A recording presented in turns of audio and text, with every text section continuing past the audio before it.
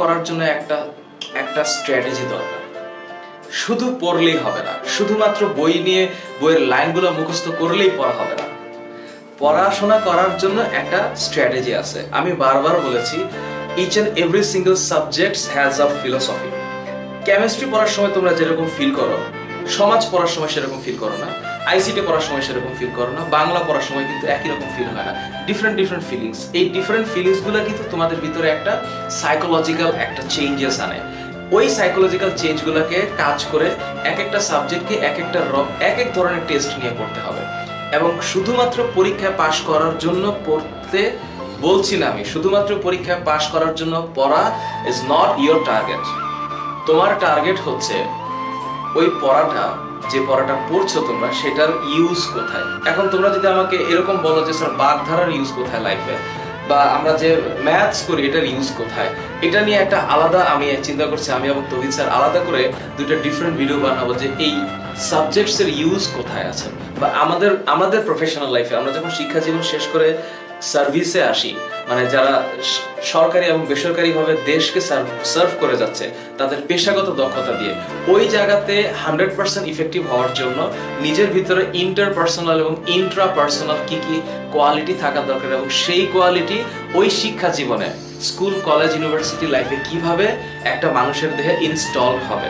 Like পিসিতে যেমন আমরা একটা পিসি কিনে আনলেই কিন্তু হলো না, সেখানে যেমন একটা সফটওয়্যার ইনস্টল করা লাগে, সফটওয়্যারের যেমন ওরিয়েন্টেশন লাগে, ইন্টারফেসকে দিয়ে আমরা সেটাকে অ্যাক্টিভ করি, এবং সেখানে যেমন প্রত্যেকটা কাজ করার জন্য ডিফারেন্ট ডিফারেন্ট ওয়ে থাকে, আমাদের লাইফেও আমাদেরকে এই গুণগুলোকে ইনস্টল করতে হয় আমাদের বডিতে, এবং আমাদেরকে একটা ধারাবাহিকতায় একটা প্রসেসের মাধ্যমে আসতে হয়। প্রাইমারি স্কুল থেকে জুনিয়র স্কুল থেকে সেকেন্ডারি থেকে higher secondary, then university, then postgrad, then PhD.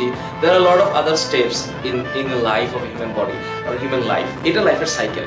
এই যে এত জটিল এবং এত লম্বা একটা প্রসেসের মাধ্যমে একটা মানুষ যখন একটা কোয়ালিফাই হয় in terms of any specific topic or in terms of any specific area, তখন সে কিন্তু দেশের জন্য কাজ করে। এবং ওইটাই হচ্ছে এই পৃথিবীটাকে সুন্দর করার জন্য একমাত্র সিস্টেম, যে শিখে অ্যাপ্লাই করা। সো তোমরা যখন একটা কিছুকে পড়বা, তখন তোমাদের চিন্তাটা ওই অত বড় থাকবে, অত বড় মানে অনেক বড়। এখন এই কথার সাথে তোমাদের যদি এরকম অনুভূতি হয় যে আমার বিরোধিতা হয়, বা এই চিন্তাটার এগেনস্টে তোমরা যদি এই মুহূর্তেই কেউ চলে যাও, তাহলে আমি বলবো দয়া করে যে তোমরা একটু তোমাদের চিন্তা ভাবনাটাকে বড় করলে আমি শান্তি পাবো, তোমার লাভ হবে। চিন্তা ভাবনাটা বড় করার অর্থ হচ্ছে এরকম যে কোনো কিছুকে পড়ে সেটাকে বোঝার জন্য পড়া, সেটাকে আনন্দ নিয়ে পড়া, এবং এটার মাধ্যমে নিজের আত্মাকে শান্তি রাখা। হ্যাঁ, পড়াশোনাটা আমি দেখতেছি স্টুডেন্টের মধ্যে একটা প্রেশারের মতো হয়ে গেছে, like pressure cooker. Students are installed in a pressure cooker and they have been pressurized through some systems and some sort of like all type of procedure. এই জায়গাগুলোর থেকে নিজেকে একটু বের করে নিয়ে আসতে হবে, নিজের চিন্তা জগৎটাকে একটু বড় করতে হবে, নিজের ভাবনাটাকে একটু প্রসারিত করতে হবে, এবং দেশকে সার্ভ করার মতো করে তৈরি হতে হবে, সেই কোয়ালিটি অ্যাচিভ করতে হবে। আর এই কোয়ালিটিগুলা অ্যাচিভ করার জন্য নিজের ভিতরে একটা বড় ধরনের পরিবর্তন দরকার।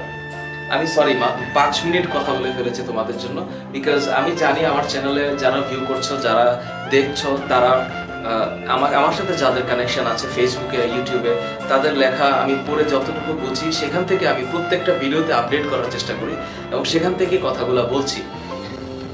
আমি চাইবো তোমরা যারা পড়ছো, তোমাদের ভিতরে ওই আত্মার প্রশান্তিটুকু থাকুক। সুতরাং